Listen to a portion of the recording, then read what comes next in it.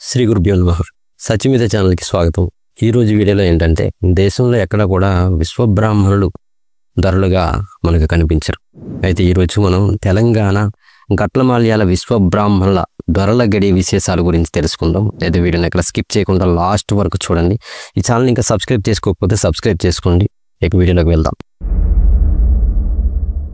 దేశంలో ఎక్కడనూ కూడా మనకి విశ్వబ్రాహ్మణుల్లో దొరతనం నిర్వహించినటువంటి ధరలు కనిపించరు. అయితే తెలంగాణలోని గట్లమాల్యాల గడి ఎందుకు ప్రసిద్ధి పొందింది? గడి దొర కత్తూరుపల్లి శరభయ్య గారు 18వ శతాబ్దంలో నిజాం నవాబు వద్ద భవన నిర్మాణ కాంట్రాక్టర్గా వ్యవహరించేవారు. హైదరాబాద్లో శరభయ్య గారు ఎన్నో కట్టడాలు కట్టించడంలో నేర్పరి అవ్వడం వల్ల నవాబు గారు మెచ్చి అడవిలా ఉన్నటువంటి 3000 ఎకరాల భూమిని ఇనాంగా ఇచ్చారు. పెద్ద దొర శరభయ్య గారు పంటలు అనేకమైనటువంటి పండించేవారు. ఆయనను దొరవారని, సతీమణిని దొరసానని, బిడ్డలను పెదబాబు దొర అని, నడిపిబాబు దొర, ఆడబిడ్డలను బుజ్జమ్మ దొరసానులని పిలిచేవారు. వీరి స్వాధీనంలో ఇనాము అనేక ఎకరాలు రజాకారు ఉద్యమంలోను, భూపరిమితి చట్టం కింద సీలింగ్లోను చాలా వరకు ఈ ధరలు కోల్పోయారు. గడి గ్రామం సగభాగం రెవెన్యూ ఆదాయం వీరికి వచ్చేది. ఇందిరాగాంధీ ప్రధానిగా ఉన్న సమయంలో ఆ రెవెన్యూ ఆదాయం కూడా రద్దయిపోయింది. గడి, పటేల్, పట్వారీ పదవులు, అధికారాలు ఈ ధరలకే ఉండేవి. పటేల్, పట్వారీ అని తెలంగాణ రెవెన్యూ వ్యవస్థ పదవులను ఆంధ్ర ప్రాంతంలో మునసబూకరణాలంట. ఈ ధరల పాలన సమయంలో పాడి పంటలు పుష్కలంగా పండేవి. పశు సంపదలతో గ్రామం కలకలలాడుతూ ఉండేది. వీరికి అనేక మంది జీతగాళ్ళు, 2 కమతములు, దాస, దాసి, జనం, వంటవారు ఉండేవారు. మాల్యాల గడిలి భవనాలు కూడా తిరిగి కట్టించుకున్నారు. కొత్తింట్లో ఒకటి రంగిళ్ళు, అనేక భోజనశాలలు, నివాస గదులు ఉండేవి. ధాన్యం నిండుగా ఉండేవి. అన్ని ధాన్యాలు పండించేవారు.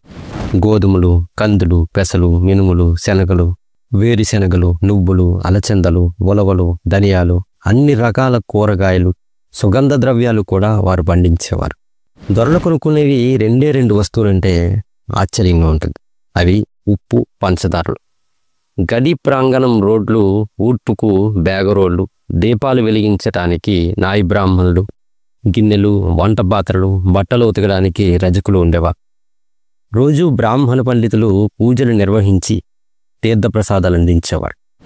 వందలాది పశు సంపద, గొర్రెలు, గుర్రాలు, గుర్రాలపై స్వారీ చేస్తూ వేటకు కూడా చేసేవారు. తుపాకులు కూడా ఉండేవి.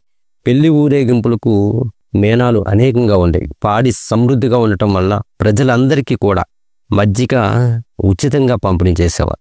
పాలు, నెయ్యి, పెరుగు, రకరకాల పూలు, కూరగాయలు, పళ్ళు అన్నీ కూడా ప్రజలకు విరివిగా దానం చేసేవారు. మాల్యాల ధరలు గ్రామ దేవతలందరికీ విశేష పూజలు, మైసమ్మ, పోచమ్మ, దుర్గమ్మ, ఉప్పలమ్మలకు పూజలు చేసేవారు. ఇక వినాయక చవితికి ముందు రోజున తదియ నోములు, దసరా పండుగ రోజున సంబరాలు, బతుకమ్మ, దుర్గాష్టమి రోజున నిర్వహించేవారు. దొర శరభయ్య గారే స్వయంగా తంగేడు, గులుగు, గన్నేరు మొదలైనటువంటి రకరకాల పుష్పాలతో శోభాయమానంగా బతుకమ్మను పేర్చేవారు. అలా పేర్చినటువంటి ఆ బతుకమ్మను గ్రామం నడుమధ్యన ఉంచగా ఊరందరూ కూడా బతుకమ్మ పండుగ నిర్వహించుకునేవారు. స్త్రీలు ప్రతి సంవత్సరం పాత వెండి రూపాయి నాణేలను కడిగి గంధం బొట్టు పెట్టు, కొత్త రూపాయిని దానికి చేర్చి దాని మీద బొట్టు పెట్టి విజయలక్ష్మి పూజ చేసి అందరికీ ప్రసాదాలు, జమ్మి పూజ, వాహన పూజ చేసి అందరికీ ప్రసాదాలు పంచేవారు. పెద్దలకు బంగారం అంటే జమ్మి ఆకులు, జొన్నలు, అక్షంతలు ఇచ్చి నమస్కరించేవారు. మహాశివరాత్రి నాడు జాగారాలు, మొహరం, పేర్ల పండుగలు కూడా జరిపించేవారు. గడి మైసమ్మకు గుడి కట్టించారు. వేడుకలలో తోలు బొమ్మలాటలు కూడా నడిపించేవారు. పప్పితేరు ఉప్పలయ్య అనే అతడు ఇంటి ముందు తోలు బొమ్మలాట ఆడినందుకు దొర 1116 రొక్కం కానుక కూడా ఇచ్చారు. మాల్యాలలో బ్రహ్మంగారి గుడి, వీరబ్రహ్మేంద్ర స్వామి విగ్రహం చేయించి ప్రతిష్ట, నిత్యపూజ కార్యక్రమాలు కూడా నిర్వహించేవారు. సిద్దిపేటలో సంతోషిమాత ఆలయంలో అన్నదానం, శనిగరం దగ్గర అనంతసాగర్లోని సరస్వతీదేవి గుడి వద్ద వసతి భవన నిర్మాణానికి చందాలిచ్చి పేదవారికి దాన ధర్మాలు చేసేవారు. హైదరాబాద్, సికింద్రాబాద్, తెలంగాణ ప్రాంతంలో ఈ విశ్వబ్రాహ్మణుల గడి వారసులు చిరపరిచితులు. కీర్తి ప్రతిష్టలతో వారసులందరూ మంచి చదువులు చదివి ఉద్యోగాల్లో స్థిరపడ్డారు. ఈ మాల్యాల విశ్వబ్రాహ్మణ దొరలగడి వివరాలు తెలిపిన వారు శ్రీమతి కత్తూరుపల్లి కళ్యాణీదేవి గారు. కృష్ణా జిల్లా నూజివీడులో విశ్వబ్రాహ్మణ ధర్మపీఠం స్థాపించిన కీర్తిశేషులు పండిత ఎర్రోజు మాధవాచార్యుల వారి చతుర్థ పుత్రిక. తెలంగాణ రాష్ట్ర విశ్వబ్రాహ్మణ దర్శిని గ్రంథం 2018 ఆ గ్రంథం నుంచి సేకరించబడింది. చూశారు కదండి, విశ్వబ్రాహ్మణులు దొరలుగా దొరతనం చేసినటువంటి చరిత్ర గురించి వీడియో మీకు ఎలా అనిపించింది కింద కామెంట్ చేయండి. మీరు ఏ ప్రాంతం నుంచి చూస్తున్నారు ఆ కామెంట్ చేస్తే మీరు ఎక్కడెక్కడి నుంచి ఈ వీడియోస్ చూస్తున్నారు అనేది మాకు అర్థమవుతుంది.